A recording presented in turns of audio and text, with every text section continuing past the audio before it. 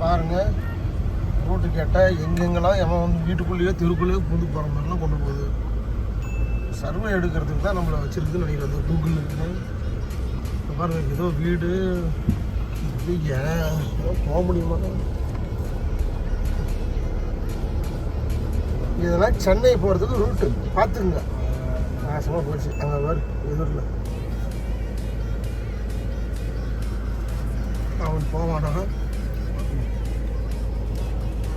இந்த ஊருக்கு இன்னும் வண்டி ஓடுறதுக்காக இந்த ஆயா போகிறதுக்கு கூட வழி இல்லை.